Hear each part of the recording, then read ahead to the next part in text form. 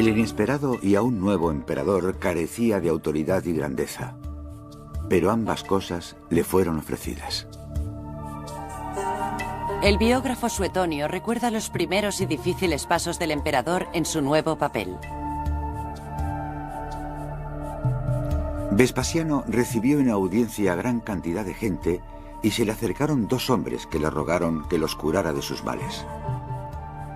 Le dijeron que habían visto en su sueño que el ciego recuperaría la vista si Vespasiano le escupía en los ojos y que el otro andaría si Vespasiano le tocaba con el talón en la pierna lisiada. El emperador vaciló y al principio se negó, pero sus amigos le convencieron para que lo intentara abiertamente ante la muchedumbre. Para sorpresa de Vespasiano, los inválidos se curaron.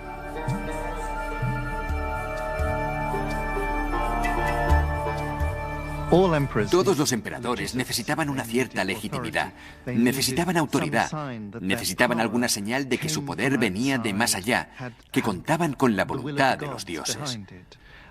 Es muy común que alrededor de los emperadores circulen historias de milagros, especialmente Vespasiano, porque él llegó al poder de la nada. No pertenecía a la dinastía reinante. Necesitaba esas señales de autoridad.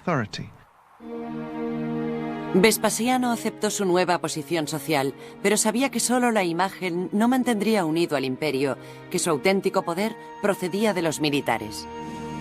Y nada lo consolidaría más que una victoria en el extranjero. Vespasiano volvió a prestar su atención a Judea, la provincia que había abandonado apresuradamente el año anterior.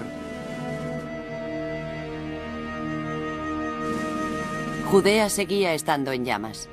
Durante 5 largos años, la población judía había estado librando una guerra de liberación a gran escala contra Roma. La revuelta mostró una audacia admirable, pero a un coste asombroso. En el año 70, las fuerzas romanas habían reducido a ruinas humeantes gran parte del territorio. El ejército judío se había visto reducido y los pocos rebeldes supervivientes estaban sitiados en la ciudad amurallada de Jerusalén, con una notable excepción. Se llamaba Josefo. Josefo era un aristócrata judío. Había sido educado como un fariseo. Para su pueblo era un luchador por la libertad y un líder militar. Pero estaba convencido, o quizá se convenció él mismo, de que Dios se había puesto del lado de los romanos en esa batalla, en esa guerra.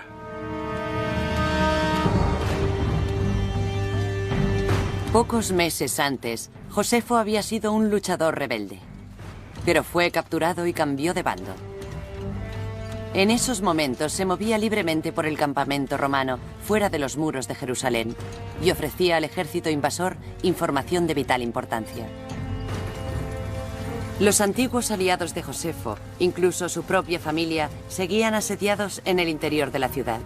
Pero en nombre de los romanos, Josefo pidió a sus compatriotas judíos que se rindieran. He rodeado el muro. Les he rogado que salven la vida, su país y su templo. Sabían que la fuerza de Roma es irresistible. ¿Qué pueblo ha conseguido liberarse de los romanos? Los favores de la fortuna son para Roma y ahora Dios está en Italia. Hombres testarudos, arrojad las armas y apiadaros de vuestra ciudad en ruinas. Mi familia está atrapada en su interior con vosotros.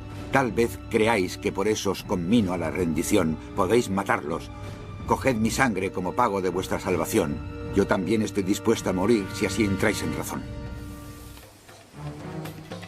Los defensores ignoraron sus llamamientos. El cerco romano continuó estrechándose. Los soldados romanos talaron todos los árboles en varios kilómetros a la redonda. Construyeron una enorme torre para escalar la fortaleza judía. Pero los túneles que los rebeldes habían excavado para conseguir suministros habían debilitado los muros de Jerusalén. Para sorpresa de todos, de repente uno de ellos se derrumbó. Y los asombrados romanos entraron en tromba. Romanos y judíos lucharon cuerpo a cuerpo por las estrechas y tortuosas callejuelas. Muy pronto los judíos sobrevivientes fueron acorralados en su último bastión, el muro del templo sagrado de Jerusalén, que estaba en lo más profundo de la ciudad. El templo era el símbolo de la fe, y no solo para los judíos que vivían en Jerusalén, lo era para todos los judíos del Mediterráneo, la mayoría de los cuales nunca habían estado en Jerusalén, ni habían visto el templo, pero para ellos era el símbolo de la continuidad del judaísmo. Por muy sagrados que fueran, los muros del templo no pudieron soportar la furiosa embestida. Un soldado romano echó leña ardiendo en el templo. Inmediatamente, el lugar estalló en llamas.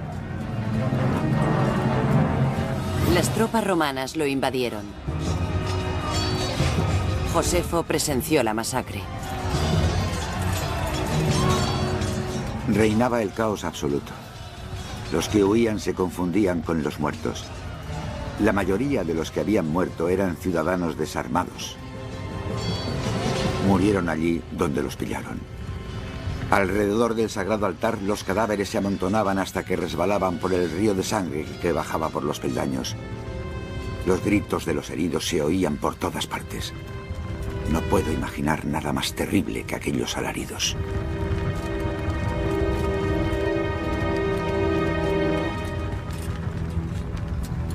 La rebelión fue sofocada. Miles de seres humanos habían muerto, pero para muchos judíos el destino del templo había sido más devastador que la carnicería humana. Sin lugar donde celebrar sus ritos, los judíos de Jerusalén se prepararon para la extinción de su religión. Pero el judaísmo no estaba destinado a morir. Los judíos de otros puntos mantuvieron vivas sus prácticas y sus recuerdos. Irónicamente, uno de ellos fue Josefo. El rebelde colaboracionista siguió al ejército conquistador hasta Roma, llegando incluso a ser ciudadano romano. Pero no renegó de sus raíces. Tal vez para tranquilizar su conciencia, Josefo dedicó el resto de su vida a narrar los hechos que había presenciado y se convirtió en uno de los cronistas de la historia judía.